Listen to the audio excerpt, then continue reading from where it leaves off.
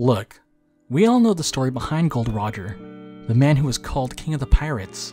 He had fame, power, and wealth beyond our wildest dreams. And before he passed, he let us know that his fortune was ours for the taking, but we'd have to find it all in one piece. And that's where my journey begins.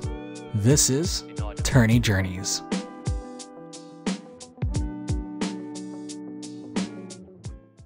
Hey guys, it's me, it's Idle. So yeah, let me just put on my serious glasses here for a second, and let me talk to you guys. And so, with this, the serious glasses on, I do want to talk about the delay in recent videos. I was pretty busy. You know, you got a lot of holidays piling up, dog piling on you. You got Thanksgiving to worry about, who's making the turkey, the mashed potatoes, the casserole. You got Christmas, whether Santa's coming, if you've been nice or naughty, making sure you got presents for everybody. And then you got New Year's. So yeah, that was a busy end of the year for me. There's not enough moolah to go around. So, you know, focusing more on the gift of sharing, right? Sharing gifts with everybody that are close to me, my friends, family. And, you know, that kind of took a hit in my wallet, but, you know, we keep on trucking. And so because of that, it's kind of been like a break for me for One Piece, but we're back. Better than ever. And I just got to address the white elephant in the room. Vivi's not cutting it at all. I've done numerous testing, and I fear for the card festival in LA in like, 2 weeks? We got a hill to climb if we're playing Vivi. And honestly, I don't see myself getting past round 1 if I'm playing Vivi. So we're going to have to make the executive decision and go up a tier. We're going to have to climb the steps. Going to climb on up, right? And we're going to be playing, instead, Yamato. That's not the right Yamato. I'm going to give Yamato the Vivi pass. And so, you know, she's an honorary Vivi for me. And, you know, we're playing yellow Yamato. I just feel like it stacks up a lot better than the current meta with Sakazuki. Because, you know, with the low cost that Vivi offers, a lot of the low cost characters, there is just not enough oomph in it, if so to speak. And so with that, I'm going to bring you to the deck list. Alright. Thanks, older me. Taking it away, as we see here, we got the Yamato deck, right? So we're kind of working with something that's a bit more aggressive, higher numbers, and has, you know, a lot of things going for it within the life area, right? Not really life manipulation, but we're hoping one of our effects pops off, especially with the latest update from OP5, which I swear to God, Bandai, make more printing, please. But yeah, I mean, I feel like this is a pretty solid deck so far. Sure, you can whiff a lot of searches, but I mean, that's the risk I'm willing to take for some card advantage. So starting off with our searchers, we have the one of our searchers. It's the 3 Charlotte Puddings to search for our Katakuri, our Sanjis, our Throat Goat, Charlotte Lin, and the Thunderbolt Katakuri. Pretty plain and simple. Really good card. Capone, I feel like you gotta play 4 of. Not only is it 2K, it helps stops attacks. So when you're low on cards and Capone's right there in life for you, just go, I'll take the hit, and then it'll say stop. Sanji's just a pretty good blocker overall. Not only is he a good blocker, he's also a decent attacker. If it's early game, just go ahead and swing with Sanji, I feel like. 2K Throat Goat, don't know what else to say about her. We're playing 4 Yamatos. I still feel like Yamato's a pretty decent card. Still playing around with it. I might change the ratios on her, but so far Yamato's been kind of clutching it with the 1 life recovery. Then we have our 2 NLs.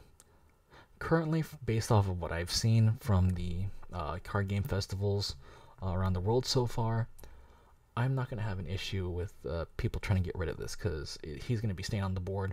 I don't see many decks playing Monkey D. Luffy character cards, so he's going to be sticking on for a good while.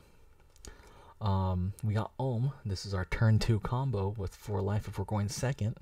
Not only does he search for Holy, I almost called him Holly, he also becomes a 6k attacker at late game, so you got 2 Whitebeards, 2 Whitebeard leaders on the board, right? We got 3 Gadatsus. I was playing with 4. I felt like it was a little clunky. Felt like I could have used the space for something else, because Gadatsu doesn't really come in clutch late game either, so I think so far 3 is great. Satori, not only 2k counter if he's in your hand, trash a card from your hand in life, or if he's triggered in life, and then you get to play him for free, kind of, not really free, but you know. And then we have 2 Shuras. This is going second, but I mean, I feel like 2 Shuras is enough. I feel like 3 or 4 might be a little too clunky, especially since you're not searching too much in the deck, because you're looking for Alms, Gadatsus, Satori's, Holy, L Thor, and L. That's not too much. That's like the other half of the deck. So playing 4 of with when I tried playing 4 of, you know, a lot of the searches whiffed because I'm just looking for something else that's not Sky Island. And then obviously Holy for the Ohm combo. If I have Ohm in hand and I play Shura, I go ahead and search for the Holy if I can. That way Ohm doesn't have to work too hard to cycle through the deck to find the big boy dog. Lastly, 2 Charlotte Lin.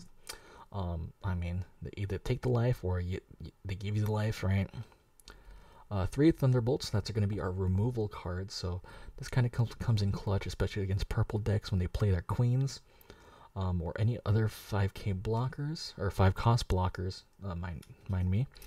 And it helps kind of clear boards against, because I'm seeing a lot of decks right now are playing the mid-game game. That sounds weird, mid-game game, right? But yeah, a lot of decks are going to be focusing on a lot of the mid game, so like turn 3 and on. Nothing's going to be too crazy turn 1 to 2. 2 L Thors, it's just Rad Beam, right?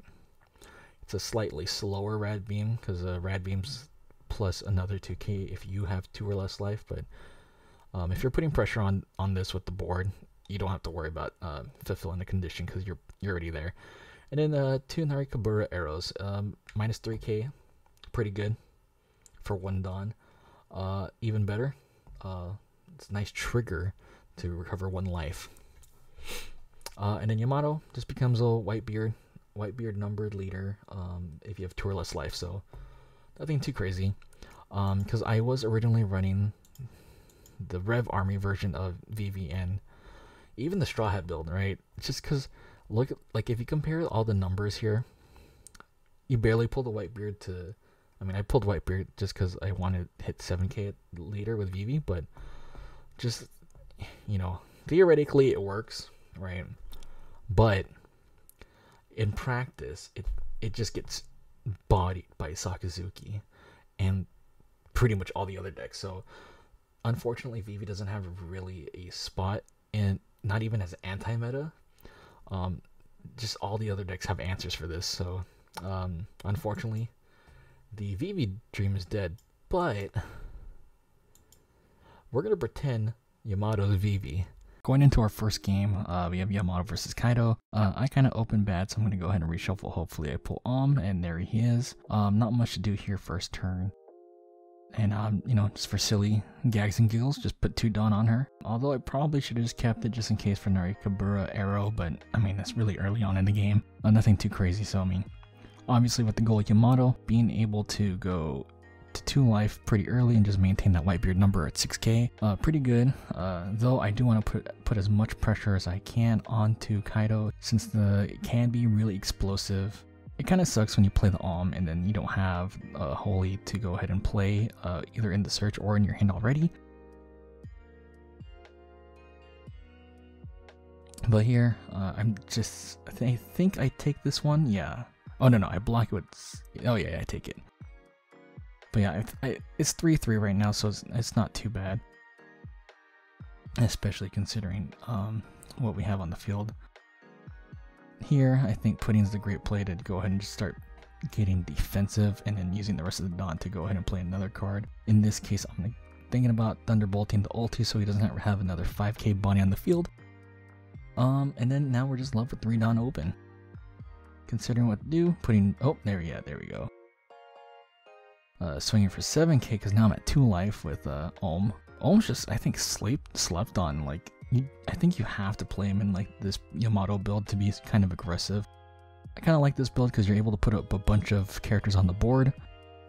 And once you hit the holy combo, and just kind of going through my cards, seeing the 3 like high value cards right away, the 2 Yamatos and the Katakuri, kind of gets me worried. But considering they only have 5 cards in hand, I'm not too worried, especially by the fact that they got Onigashima Island pretty late in the game.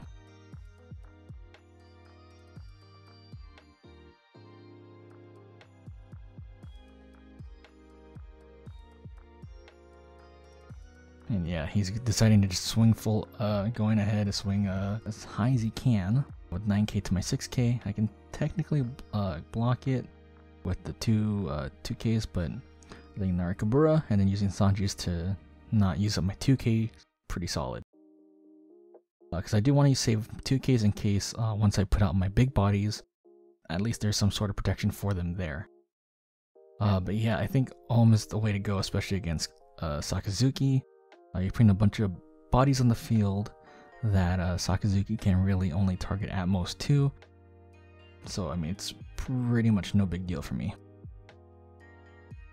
And here I kind of want to play, I think, yeah.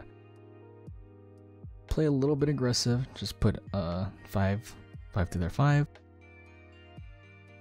to force out some cards out of their hands. And then we're just going to go ahead and play Sanji for defense. And I believe this turn they have a way to get rid of Sanji. I mean, it's just them using up resources. 2k to my 2k, I mean, I'm not really going to block that. It's going to be silly if I do. It's going to be a waste of cards in my hand if I did. And here he's thinking, I believe he has a full set of Dawn open. Yep, and he plays it Rush Kaido to clear the board.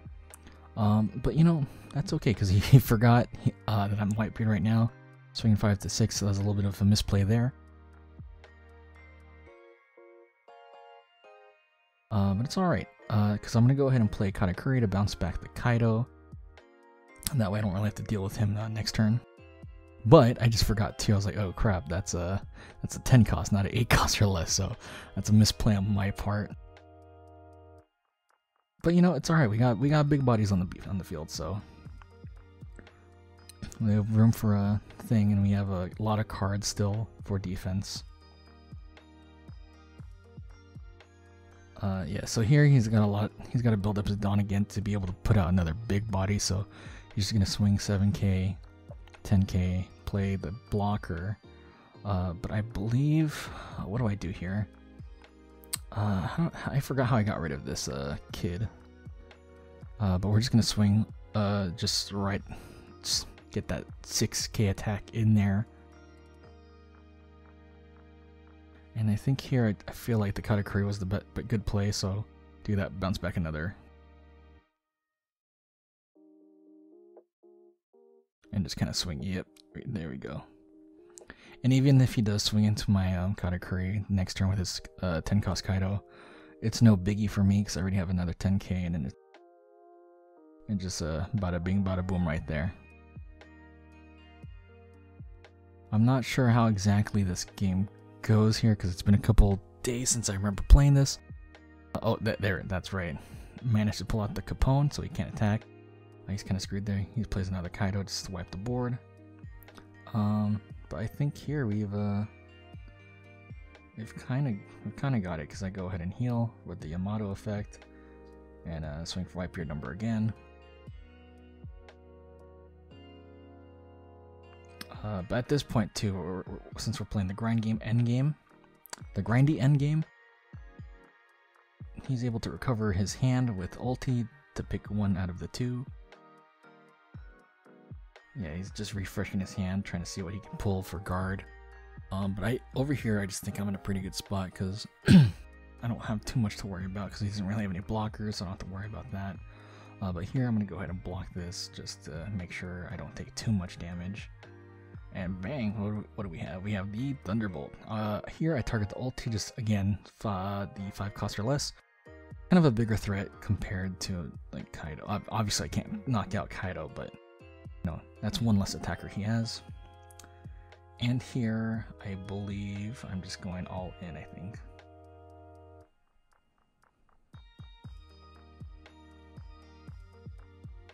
Yeah, because I don't, in my head, I feel like he didn't have it, so, but he did have it, so I'm gonna go ahead and search, try to get back defensive plays, and then from there, see what other Sky Island people I can pull. And then here, I think I just swing into lead again. So he has to use that blocker next turn.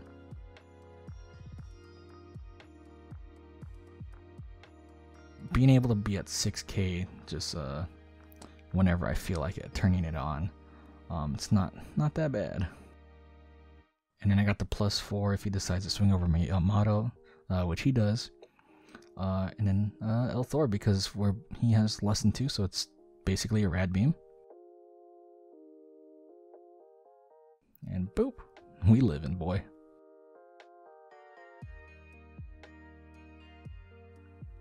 Yeah, because at this state, it's either he has to block, put up a blocker, and then he also has to swing into my my attacking Yamato, is what I feel like is the correct play. But here he tries to go after my life just to try and whittle me down, but I have the Satoris and the Gadatsu, which came in kind of late. A little sad about that. But yeah, I think definitely swinging into the Yamato to try to force out more cards out of my hand would have been better. But yeah, we're just in a good spot right here. We're just going to go ahead and put the 6k in just to try to force out some cards. I believe I just try to go for game here. Yeah, dropping the 9k on him. And there we go, yeah, he didn't have it. Yeah, definitely with the blue-purple Kaido, you gotta have the Onigashima Island early on. And we're going in for the change of deck. He's going to go play, I believe this is Film Daffy. Or just plain, you know, Don Quixote Pirates. Don't remember which one it is. But turn 1, definitely great right there. Just be able to get my options for removal with Charlotte Pudding.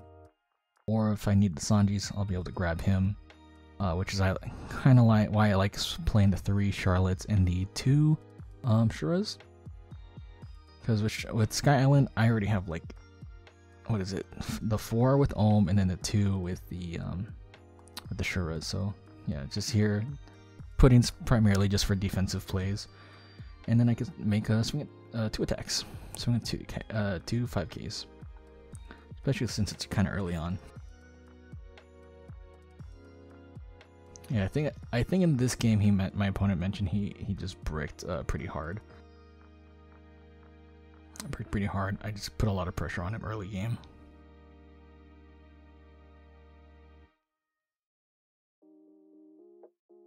Yeah, so he's still thinking over here. He's gonna try to swing over the Pudding, I think, or my life. Life. And then we pop the NL. That's pretty good so far. If we get the NL early game and we have the life lead, it's a great card to kind of just, if you have multiple copies, one in hand for the rush effect, and then he can just, you know, kind of stay there, stay living, even after removal for once per turn. But Queen, kind of an issue, so I go ahead and pop the Queen using Thunderbolt. And then since we're at 2 life, I go ahead and put the Yamato set for 6k, so he is going to have to put some work to try to go over Yamato. Yeah, and he has to punk Gibson to suspend my thing.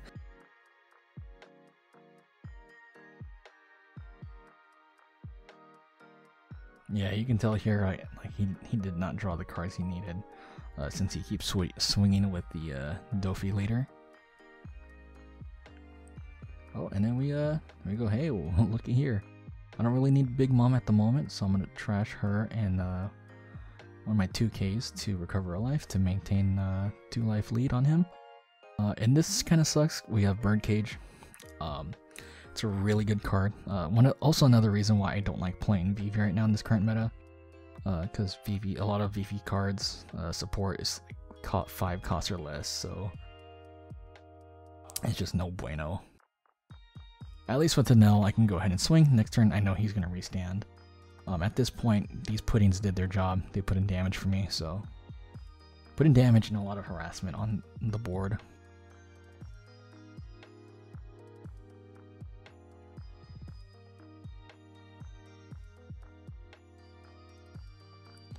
Here we go. So I feel this Eustace Captain kit is so good. Just being able to on play and consistently make your leader wipe your number.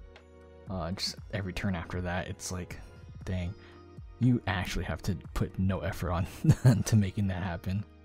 And if you have multiple of these Captain Kits on the field, it just stacks, and it's like, God, what do I do?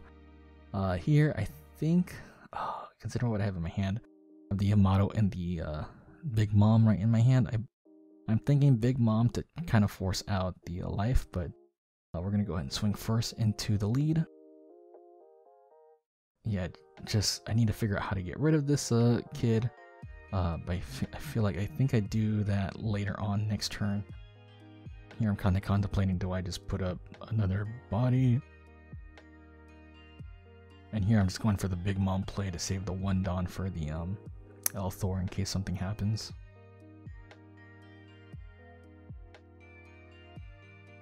I feel like Big Mom is okay in either case, but like she's not that great because once the opponent's life hits 0, they can just keep taking the life and like nothing happens. But definitely it forces them to either lose a life or gain a life. Gaining a life kind of messes up my life here, but I think it's okay because we do still have El Thor in hand to kind of set me straight. Just swing 8 to my 7. I think I just use the card action. Yeah, there. Use the card action, which kind of sucks, but you know, we'll keep at it. You go 6 to my 6. I think here I just take it too. I'm not too worried because the queen just got played, so I feel like saving that El Thor was good for another time. But I decided to just block it with the Capone. Oh yeah, and then this sugar, it's a good thing I kept that Thunderbolt because I do see that either sugar was a target, or the Don Quixote Rocinante. Rocinante definitely just protects other blockers that are suspended, so I can't really save it, but I do save it for the queen because at this point, like, he's just gonna block with Rocinante.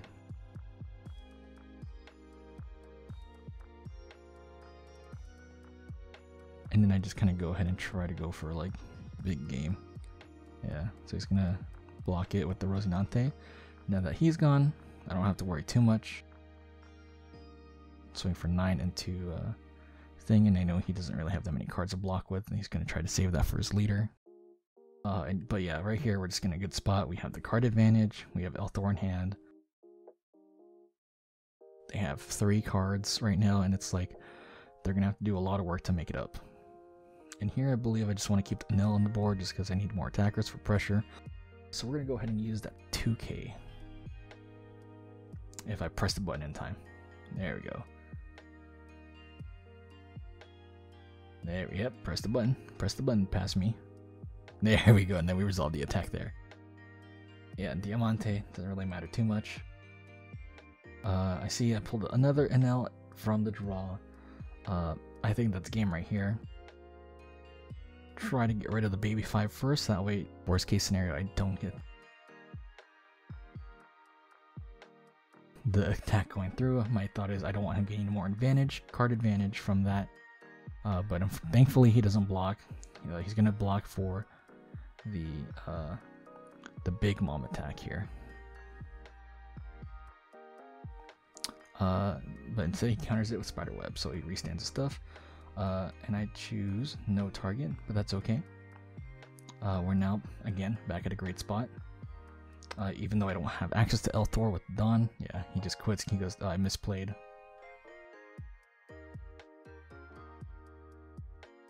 And that's the game, so I'll leave it to other me to talk about the future thoughts and the series moving forward.